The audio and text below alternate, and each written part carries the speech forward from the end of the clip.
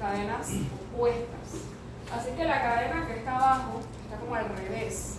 ¿Qué es lo que va a pasar? Entonces la polimerasa va a tener que esperar a que se abra un poco más para entonces poder insertarse aquí, que es donde está el extremo 3' de esta cadena, y entonces empezar a añadir hacia atrás. Esto hace que entonces esta cadena quede relegada y que lo que haga la polimerasa es ir añadiendo nucleótidos por fragmentos. En vez de algo corrido como lo que está acá arriba, ella va a añadir por fragmentos. Esos fragmentitos se llaman fragmentos de Okazaki. ¿Okay? Y son los fragmentos de copia de ADN que se originan en la cadena relegada o la cadena lenta de la replicación. ¿Ok?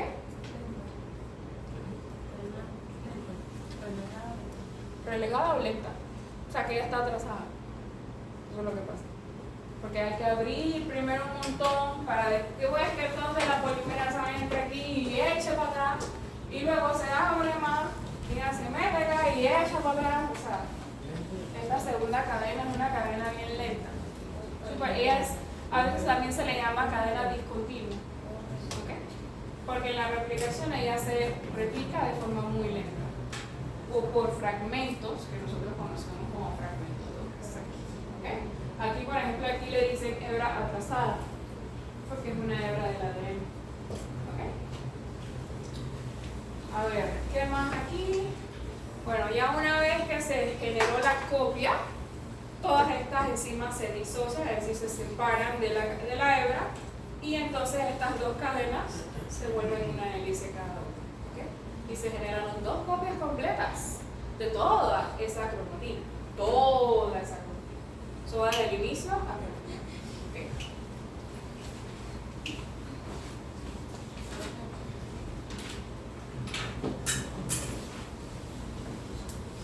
Ahora, una vez que la célula generó entonces su pocotón de copias de su libro, que es el ADN, ¿okay? O las cromatinas en sí, ¿qué es lo que va a pasar? Bueno, ella va a seleccionar cuál específicamente es la que va, cuál información específica de esa cadena es la que va a expresar, dónde está la instrucción que ella necesita, dónde está el comando que ella necesita. ¿Okay? Entonces, literalmente vamos a tener una enzima que lea toda la secuencia desde arriba hasta abajo de ese ADN hasta encontrar el gen que ella necesita. Cuando ella lo encuentra, entonces ella hace un proceso parecido a la replicación que se llama transcripción. Ella va a transcribir ese gen que ella finalmente encontró. Ese es el orden de lectura de la polimerasa, se llama. ¿Okay? En este caso, entonces voy a tener algo como esto. En la replicación yo copiaba todo el material genético, pero en la transcripción yo transcribo un segmento del material genético. ¿Qué es lo que tenemos aquí para ver? Ajá, ok. Vamos a tener nuevamente entonces, ¿qué? Una topoisomerasa que desdoble o vuelva lineal esa cadena. También voy a tener una helicasa que rompa los puentes de hidrógenos entre los nucleótidos. Y en este caso voy a tener específicamente una ARN polimerasa, que ella lo que va a hacer es añadir nucleótidos de ARN, ¿okay? Para formar una copia o una transcripción de esta hebra que está aquí con esta información en formato ARN. Entonces, por eso que ustedes ven aquí que lo que se va añadiendo, por ejemplo, adenina, y se va añadiendo uracilo, citosina, uracilo, ¿okay? Recordemos que el uracilo es propio del ARN. Y de esa manera yo voy a terminar haciendo una cadena de ARN con la información que la célula necesita expresar. ¿Okay? Esto, mis amores, es la transcripción. La dirección de la transcripción, como pueden ver, es el 3' a 5', ¿okay? Según lo que se muestra en este ejemplo. Entonces, aquí vamos a entrar en el tema del ARN en sí. Esta cadena de ARN que se forma se llama ARN mensajero. Profe, Ajá. ¿Qué pasa si un par de bases relacionadas coloca el nucleótido de manera incorrecta? Ajá, ¿qué pasa? ¿Qué piensan ustedes? Mutación. Hay una mutación. No hemos entrado en ese tema de mutación. Hay un cambio. Un cambio, ¿ok? Eso se llaman errores de transcripción. Y eso es causa de enfermedades o de evolución. ¿Okay? Errores de transcripción. ¿Okay? En ese aspecto de los errores de transcripción, la ventaja que tenemos en nuestros sistemas es que hay enzimas que se encargan de revisar que efectivamente todos los nucleótidos estén bien. ¿Okay? Literalmente de acuerdo al marco de lectura. El marco de lectura no es más que cuáles son los nucleótidos que va reconociendo y que se van añadiendo. ¿Okay? Entonces en ese aspecto hay enzimas, hay otra polimerasa que se encarga de corregir eso. Sin embargo, esto no es 100% eficiente. Siguen habiendo, a pesar de esa segunda o tercera revisión, siguen habiendo errores de transcripción. Así sean 0.001% de errores de transcripción. Así que en ese caso, si por ejemplo hay un cambio de un nucleótido que no afecta la expresión de la información genética, se queda así. Así se genera la variación genética, se generan los nuevos alelos. ¿Okay? Si por ejemplo lo que hace es que impide que esa información se exprese correctamente, el gen se vuelve deleterio, es decir, no se expresa. Que es el caso que pasa con ciertas enfermedades como por ejemplo Gaucher, que tiene un problema con la glucocerebrosidasa. El problema está en que esa glucocerebrosidasa no se está expresando. ¿Okay? O por ejemplo en el caso de que sea un cambio que mejore la expresión de la información. Y en vez de tener una glucocerebrosidasa 1, tengo una glucocerebrosidasa 5.0, versión Thanos, vamos a decirlo así, porque tengo algo mejor, algo más afín, algo más eficiente. ¿Okay? Entonces es una mutación positiva y, por ejemplo, así es como se da la especiación. Se mejoran las características moleculares para responder de mejor manera a las características del entorno. ¿Ok? Así que sí, esos errores de transcripción usualmente se corrigen, pero a veces pasa que no logran corregirse al 100%. Y eso, por ejemplo, muchas veces causa el cáncer. Los errores de transcripción son los que suelen causar, entre tantas cosas, que las células cancerosas tengan este error en su material genético que las haga dividirse constantemente de forma desinhibida y formen las neoplasias o los tumores. ¿Ok? ¿Alguna otra pregunta? Hacemos las preguntas hoy y tú contestas. ¿Alguna otra pregunta? ¿Ya? ¿Seguro? Ok. Bien. Este ARN que se forma aquí se llama ARN mensajero. Yo sé que ustedes lo han visto, yo sé que sí, pero aquí lo vamos a ver más profundidad. ¿Okay? Tenemos que recordar.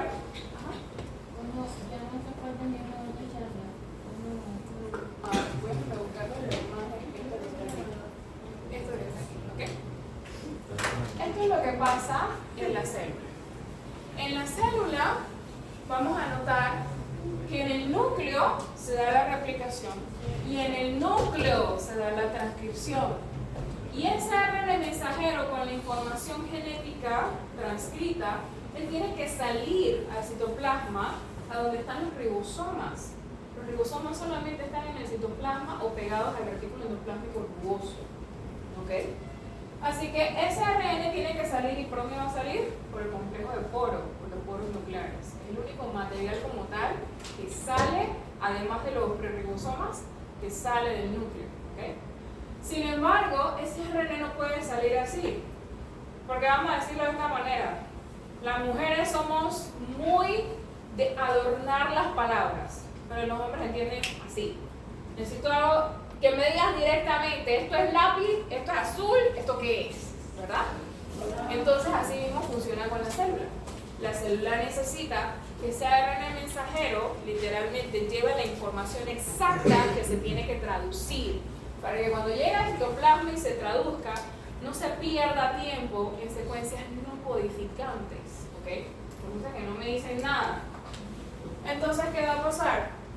La célula, o el núcleo en este caso, va a hacer lo que se conoce como la maduración del ARN mensajero en la transcripción, ¿ok? Y este va a ser, como quien dice, mi secuencia de ARN. Recordemos que el gen tiene secuencias codificantes y no codificantes. En el ARN, esas secuencias no codificantes se llaman intrones, ¿ok? O lo transcrito que no codifica se llama intrón. Y lo transcrito que sí codifica se llama exón. Exón. ¿Okay? No es muy tron ni nada de eso. ¿Okay? Exón, ¿verdad? Y como les digo, el citoplasma solamente necesita la información precisa, la información, mira, esto es lápiz, esto es azul, ya. No necesito ninguna comilla, ningún punto, ningún coma, nada. Azul y lápiz, o lápiz y azul, ¿ok? Entonces, ¿qué va a pasar? Estos intrones, que son las regiones no codificantes, se van a eliminar, ¿ok? En el ARN mensajero posteriormente, en este proceso que se llama maduración del ARN. Y entonces voy a tener finalmente una secuencia de ARN mensajero que lo único que tenga son los exones, es la información codificada, ¿ok? Este proceso se hace, como ven aquí, de esta manera. Bueno, aquí está mucho más gráfico, ¿ok? Tengo los intrones en ese ARN mensajero, ellos se cortan por una enzima, se eliminan y luego entonces estas secuencias de exones se ensamblan o se unen, ¿ok? Esta unión de estos exones se llama empalme. Ellos se empalman entre sí, ¿ok? Para tener finalmente esta secuencia de ARN mensajero que se llama ARN mensajero maduro. Y eso, mis amores, es lo que va a salir del núcleo para entonces traducirse. ¿Okay? Perdón, gracias al citoplasma. Es que estoy pensando en esta parte del núcleo. ¿Okay? Miren cómo se da. Esto es para ser muy gráfico. ¿Okay? Aquí tenemos. Una pregunta. Ajá. Los neurones después de que se empalmen, se ensamblan. Quedan libres por ahí en el núcleo hasta que viene una enzima y los degrada y se convierten nuevamente en nucleótidos de ARN. El nucleótido es nuevamente, pueden decir que Sí, se desintegran ahí para que puedan reutilizarse esos nucleótidos de ARN. Por eso que les decía que esos nucleótidos de ARN están como libres en ese núcleo, ¿ok? Y la polimerasa lo único que hace es, mira, reconocí esto, voy a añadir este que está aquí. Reconozco este y añado el otro que está aquí. Así.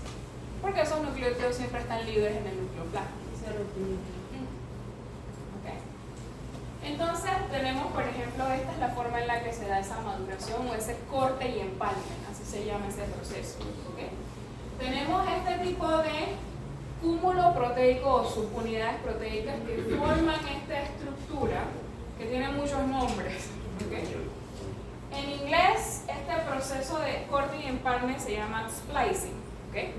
Así que las proteínas que hacen este corte de los intrones y unen posteriormente los exones, le decíamos, spliceosomes, ¿okay? Cuando se aprende en inglés se llama así, pero en español tiene 1000 nombres: complejo de corte y empalme, ayustosoma, que es el caso del portugués, ¿okay? Sí, porque en portugués se dice ayustamiento, ¿okay? Cuerpo de empalme, espliciosoma, la versión mal traducida del español, ¿ok? Pero todo es lo mismo, todo es esto que está aquí, ¿ok? Esta proteína gigante, este complejo proteico, perdón, que ayuda a primero reconocer las regiones que son intrones, ¿ok? Luego cortarlas, como ven aquí, y luego las une, que es lo que queda acá abajo. Complejo proteico de corte y empalme, en español, el nombre correcto, spliceosome, en el caso de inglés, Y esto es lo que tenemos ahí. Señores, yo les di un receso. Una vez que tenemos el ARN maduro, entonces ese ARN maduro sale del núcleo, ¿ok? Y se queda, como quien dice, en el citoplasma hasta que un ribosoma lo reconozca, ¿ok? Ese, mis amores, hasta allí llega el proceso de transcripción. La transcripción implica literalmente la transcripción del material genético del ADN a ARN y la maduración del ARN mensajero. ¿Okay? Una vez sale del núcleo, entonces viene la traducción. Entonces, todo un bochinche. ¿Okay? En la traducción vamos a encontrar varias moléculas que intervienen. Primero que todo, tenemos el ARN mensajero, que como vemos aquí, esta cadena lineal que está aquí. ¿Okay? El ARN mensajero maduro. ¿Okay? Tenemos por otra parte el ribosoma. El ribosoma es un complejo proteico, déjenme ver si está por aquí.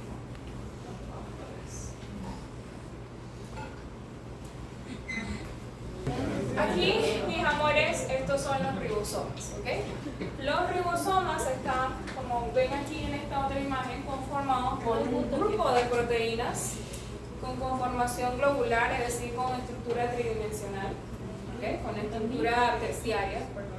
Aquí hay una cadena globular, aquí hay otra cadena globular, ¿verdad? Todas esas son una gran cantidad de proteínas globulares que están unidas entre sí, formando esta gran estructura cuaternaria que nosotros vamos a conocer como complejo proteico o subunidad proteica, ¿okay? En este caso, como es de los ribosomas, subunidad ribosomal. Subunidad ribosomal. ¿Okay? Nosotros vamos a encontrar que en los ribosomas siempre va a haber una subunidad más grande o con más proteínas que otra. La subunidad mayor o subunidad grande, ¿ok? Y la subunidad menor o subunidad pequeña. La subunidad menor es la que se encarga de sostener al ARN mensajero, ¿okay? Y la subunidad mayor es la que se va a encargar de traducir la información en ese ARN mensajero, como vamos a ver ahora. En los procariotas vamos a notar que la subunidad mayor tiene un peso de 50 de sedimentación, así se llama, ¿okay? Y la subunidad menor tiene un peso de 30 de sedimentación. Cuando sumamos esto, no es sumarlo como tal, sino el peso completo que se logra cuando se precipita todas estas proteínas, no es 80, es 70. ¿Okay? ¿Por qué? Porque en estos complejos proteicos o subunidades no solamente están esas proteínas, también está el ARN ribosomal. ¿Okay? Entonces en ese peso no solamente se contempla la proteína, sino también el ARN ribosomal, que más adelante vamos a ver. Al final, el tamaño o el peso completo de los ribosomas procariotas es del 70 de sedimentación. Mientras que en el caso de los eucariotas, tenemos que la subunidad mayor pesa 60 de sedimentación, la subunidad menor pesa 40 de sedimentación, y en total al sedimentarse toda la proteína y solo la proteína me da 80 de sedimentación. ¿Okay?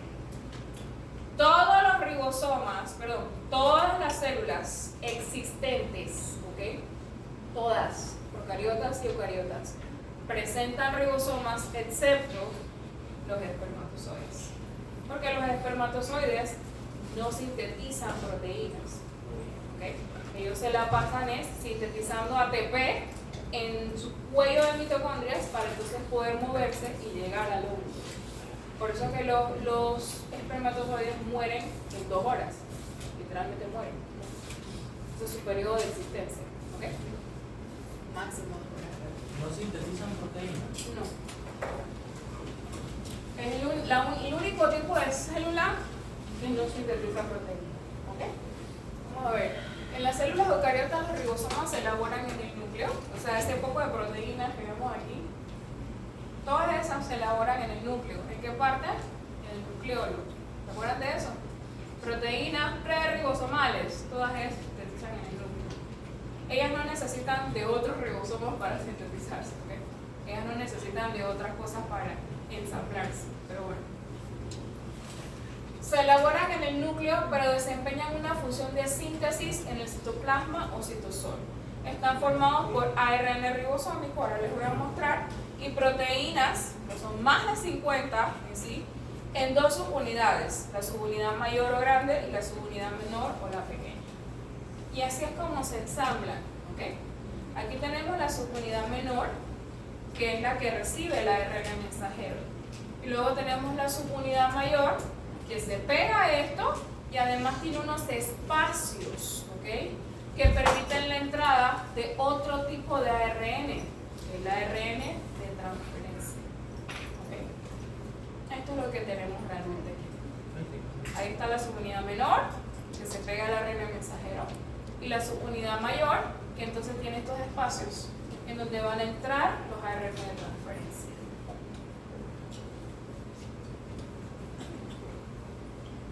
Así. ¿Ok? ¿Para qué es esto, mis amores?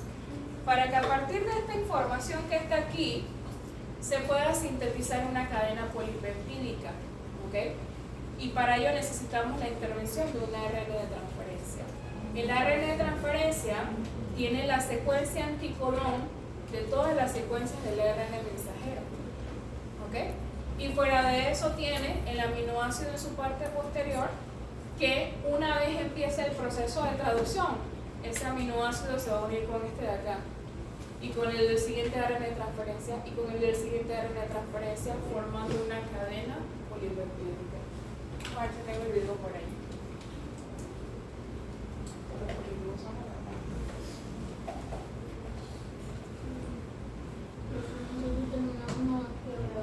A las 2:05. Si se quiere, se puede retirar. No terminamos antes de la hora. Ustedes nunca han podido terminar antes de la hora. Hay otras que están por acá que ahora vamos a ver en sí cómo son. Aquí tenemos un ARN de transferencia flotando en ese citoplasma. Vamos a decirlo así, ¿ok? Y miren que él no está solo tampoco. Él tiene también otra proteína añadida ahí, ¿verdad?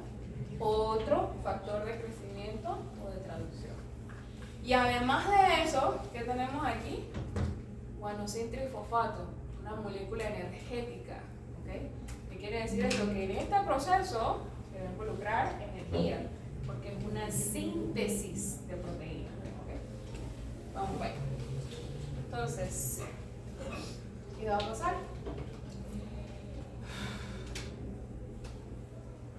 En este caso, muy particular, vamos a ver que el ARN de transferencia, en este caso, ¿okay? No siempre sucede así, pero en este caso ese ARN de transferencia, o por así decirlo, está unido a la subunidad menor, por así decirlo. Y aquí hay un ARN mensajero que aparece acá abajo, ¿verdad?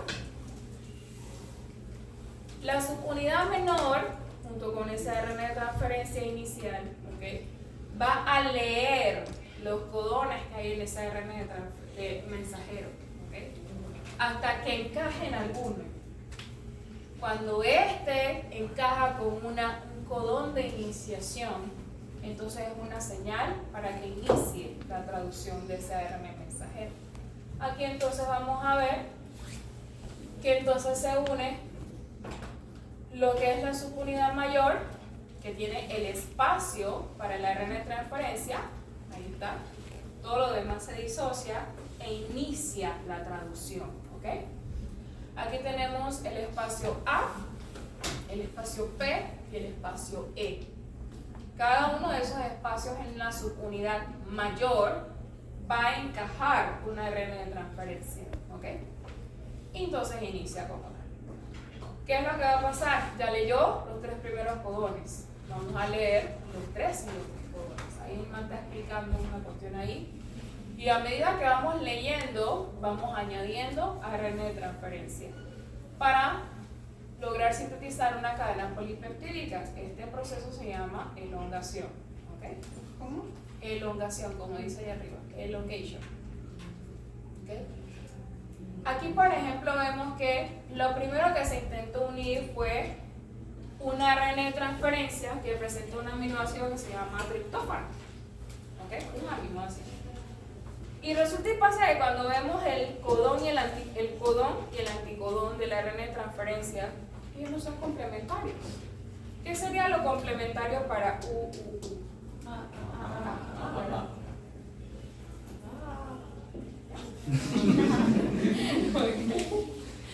Así que él no es complementario, porque literalmente tiene uracilo, guanina, guanina. ¿Okay? ¿Qué va a pasar entonces ahí? No lo va a unir, no lo va a añadir, sino que va a salir. Se elimina, ¿verdad? Bueno, se regresa al citoplasma. Luego entonces se encuentra finalmente un ARN de transferencia que sí tenga la secuencia anticodón, y efectivamente ese ARN de transferencia tiene lo que es la fenilalanina, que es la información correcta para lo que sigue de esa cadena polipeptídica.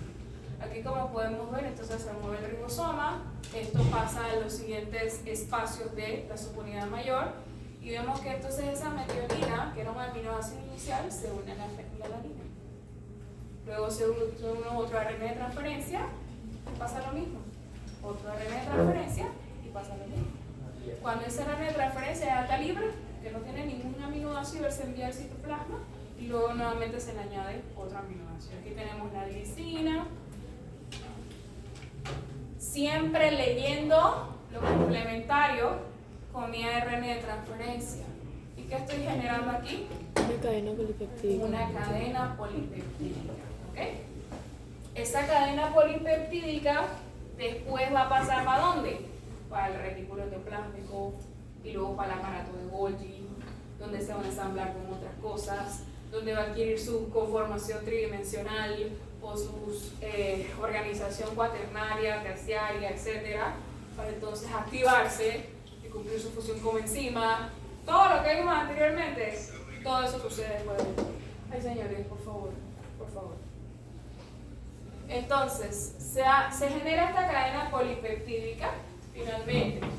Según el ARN mensajero, esa información termina allí. Ese gen termina allí. Y vemos que en el ARN mensajero tenemos un codón de terminación. ¿Qué pasa con el codón de terminación? Vamos a ver. Este codón de terminación no es compatible con ningún anticodón de ningún ARN de transferencia. ¿Qué quiere decir eso? Que no se añade ningún otro aminoácido y allí termina la cadena polipeptídica. ¿Ok? Va para allá. Esto es un factor de crecimiento de traducción que en este caso lo que va a hacer es que se va a incorporar a ese espacio donde debería ir un ARN de transferencia porque ya terminó la traducción en este caso, y lo que va a hacer es cortar o escindir la cadena polipeptídica de este último ARN de transferencia que se añadió. O sea que ya es la que va a lograr que entonces se corte la cadena, se libere del ribosoma y se vaya o al retículo endoplásmico o al aparato de Golgi o donde tenga que irse. ¿Ok? ¿Qué es lo que está pasando literalmente ahí? Corta, se disocia todo, se vuelve a su etapa inicial y finalmente tengo mi cadena polipeptídica. ¿Ok? Eso, mis amores, es la traducción de la información genética. Todo este bochinche para que el hombre que está en el citoplasma entienda lo que dice la mujer en el útero, ¿verdad? Eso es la traducción. Entonces ya vieron todo lo que involucra, ¿verdad? Involucra ARN mensajero. Hay que ser realista. Hay que ser realista.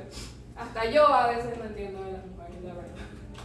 Pero bueno, las mujeres somos complicadas en hacerlo. Entonces, ya vemos que hay involucrado aquí, ¿verdad? Tenemos el ARN mensajero, que es el producto que se transcribió, ¿ok? Con solamente la información que necesita expresarse, con el gen que necesita expresarse, ¿ok? Luego de eso, viene la subunidad menor, reconoce el ARN mensajero, se asocia con la subunidad mayor, y empiezan a entrar los ARN de transferencia con los aminoácidos correspondientes al anticodón de ese ARN mensajero. ¿Okay? Para entonces finalmente formar esta cadena polipeptídica. Todo este bochinche para esto. ¿Okay? Te digo, ya eso pasaba en fracciones de milisegundos. Microsegundos, sí. Tanto es así, Muy bueno lo que me está diciendo. Tanto es así, y la célula necesita tanto de esto, que en la célula vamos a encontrar ribosomas en esta situación, los polirribosomas, en donde tenemos una sola secuencia de ARN mensajero a la que se han unido varios ribosomas. ¿Ok? Y todos están sintetizando la misma cadena polipeptídica, la misma proteína, porque la célula necesita millones y millones y millones de enzimas para cada uno de sus procesos, por ejemplo. Acuérdense que, por ejemplo, en el ciclo de Krebs, cada etapa tiene una enzima diferente, ¿verdad? ¿Cómo vamos a sintetizar esa enzima? Todo el tiempo se está sintetizando. Okay. Pero entonces se necesita uno para cada tres y no como en el video que el mismo iba como uno para cada, ¿cómo? O sea, aquí se ven que son varios ribosomas por una cadena. Ajá. Pero en el video se veía uno que iba corriendo. ¿Se puede de la misma manera o es de una específica? Sí, es de las dos maneras, En el video solamente se presentó cómo pasa en uno solo. Pero en la célula usualmente se tiene todo este bochinche para tratar de sintetizar la mayor cantidad de proteínas posible.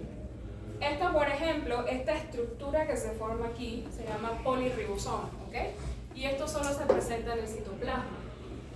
Pero en el caso, aquí por ejemplo tenemos este caso, miren, así se ve en la célula literalmente. Y vemos una sola cadena de ARN mensajero y varios ribosomas allí pegados generando varias cadenas polipeptídicas. ¿Okay? Perfecto. Entonces ninguna se va, por decirlo así, o sea, nunca hay una que se vaya y que para el núcleo, para otros lugares. Para el núcleo no, pero sí para otros lugares. Cuando se termina de sintetizar todo, o sea, que ellos terminan hasta el final del ARN mensajero, ellos se disocian y van para otra ARN mensajero. En la célula todo el mundo trabaja. El que no trabaja se elimina en los lisosomas y en los peroxisomas. ¿Okay? Entonces, una vez aquí, que esto es lo que podemos ver, aquí se inició, pero si yo sigo los ribosomas que siguen, ellos ya leyeron toda esta parte que está aquí y siguen leyendo hasta acá, hasta formar la cadena que necesito. Así que algunos están iniciando, otros están terminando y así pues, ¿okay? Y luego se disocian y pasan a otra ARN mensaje. ¿Los ARN de transferencia se pueden volver a usar? Sí, de hecho se vuelven a usar, porque los ARN de transferencia, si se fijan, salen y quedan sin el aminoácido. Bueno, en el caso del aparato de Golgi, él se encarga de unir aminoácidos a ese ARN de transferencia que quedó libre. Y luego los libera nuevamente al citoplasma para que los ribosomas lo vuelvan a utilizar. ¿Okay? Por eso que les decía que los aminoácidos nosotros no los sintetizamos. Los aminoácidos vienen de alimentación y nosotros los utilizamos cuando están libres en el citoplasma para generar ARN de transferencia, por ejemplo. Y de esa manera añadir y crear nuestras cadenas polipeptídicas. Profe, Ajá. ¿qué pasa con el ARN mensajero? Si ya no se tiene que utilizar más, se degrada en los lisosomas o los peroxisomas. En los lisosomas principalmente. O sea, si ya ese ARN mensajero ya no se va a usar más, que es casi imposible, ¿okay? Él se va al lisosoma y se pica. Porque a la final todos esos nucleótidos se necesitan para formar nuevos ARN mensajeros. ¿Ok? Profe, esa diapositiva, Esta no está. Ya me fijé que esta no está. La tengo que actualizar. Escríbanme, por favor, que la tengo que actualizar. Yo estaba buscando esta diapositiva, pero bueno, ya ni modo, eso ya era en otra universidad. Profe, pregunta, o sea, investigando sobre el que me había quedado en el no codificador, que los machos, o sea, los machos en este caso, los mamíferos solo como tienen un solo cromosoma, son como más inútiles, pero en las hembras como tienen los dos cromosomas X, como tienen más la oportunidad de que el ARN no codificador como que no afecte mucho. Ok, ella lo está mencionando por los errores de transcripción. Ajá. ¿Ok? ¿Qué pasa? Que no hemos llegado al tema de los cromosomas, pero Dios mediante mañana lo vamos a ver. ¿Ok? Pero en el caso de los cromosomas, el cromosoma Y de los masculinos, ellos tienen un cromosoma X inactivo. Así que ellos solo tienen una copia del material genético. En caso de que esa única copia se dañe, ellos no van a poder recuperar ese material porque no tienen más copias. Así que se quedan con los errores de replicación o errores de transcripción o de traducción y lo heredan a la descendencia generando variabilidad genética. Para que digan que los hombres no sirven. Entonces ahí vienen más las enfermedades genéticas en los varones que en las mujeres. No necesariamente. Escuchen esto. Ella pregunta, ¿ustedes es más común las enfermedades genéticas en los varones que en las mujeres? No necesariamente. Porque no todas las enfermedades son sexuales. Hay algunas enfermedades que se heredan de otros cromosomas. Y fuera de eso, el hecho de que nosotras las femeninas, que este término de mujeres es conflictivo, ¿okay? Las femeninas heredemos parte de esa información de los varones, hace que nosotras lo que hagamos es magnificar, es decir, acumulamos y heredamos. Entonces a la final las enfermedades dependen primero del cromosoma y de la cantidad de genes que se necesiten para generar esa enfermedad. Porque hay enfermedades que no solamente cambian por un gen, cambian por varios genes en un cromosoma. Okay. Así que eso varía. Este es el caso de los ribosomas que están en el citoplasma. Y este es el caso de los ribosomas que están en el retículo endoplásmico. ¿Okay? Aquellos que están adheridos al retículo endoplásmico, observen, el ARN mensajero se pega a esos ribosomas que están en la membrana del retículo endoplásmico rugoso. Y lo que va a pasar es que las cadenas polipeptídicas se van a sintetizar hacia el lumen. Se van a formar hacia el lumen y de allí entonces pasa al aparato de Golgi. ¿Okay? Por eso es que nosotros solo vamos a encontrar ribosomas o en el citoplasma como polirribosomas o adheridos al retículo endoplásmico rugoso en su membrana. ¿Okay? Cada uno con su función, bueno, con su tipo de proteína.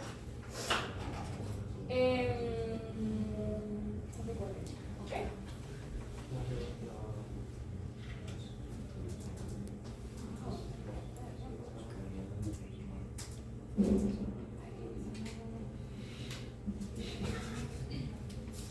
Aquí tienen este esquema, sí está, ¿ok?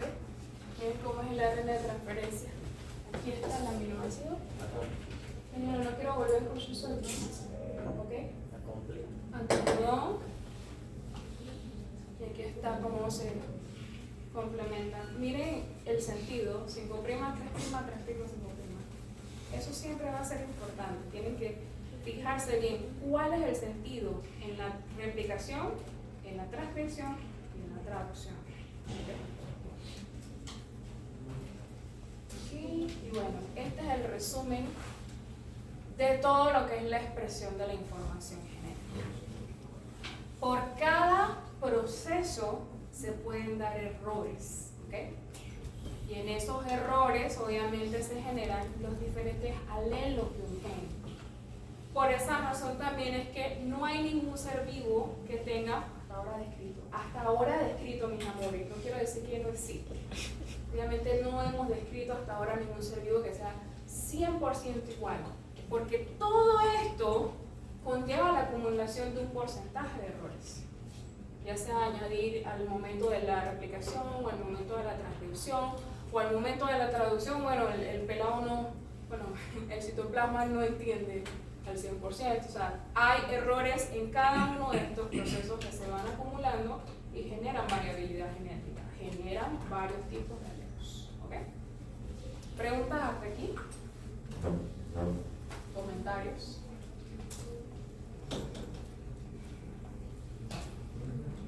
¿Comentarios? Ninguno. Primera vez.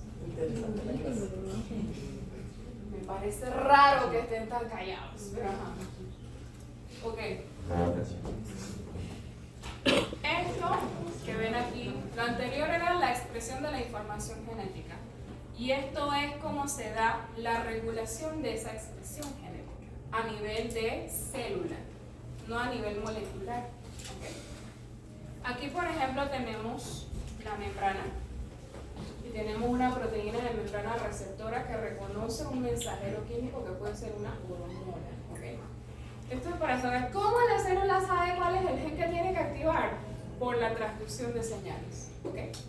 Siempre vamos a tener tres componentes de la transducción de señales. La molécula señal externa o lo que sea externo que active la señal, como por ejemplo la insulina con la glucosa, ¿verdad? Tenemos al receptor de insulina, que es lo que le dice, reconoce la insulina y es lo que le dice a la célula, mira, tenemos que internalizar glucosa. ¿Cómo lo va a hacer? Tenemos entonces aquella proteína que reconoce a la molécula señal y esa proteína, junto con su proteína periférica, va a pasar esa información de proteína en proteína a lo largo del citoplasma. ¿Okay? Proteínas señalizadoras intracelulares también se les conoce como mensajeros secundarios. ¿Okay? Una vez que esto llegue al núcleo, ¿qué es lo que va a pasar?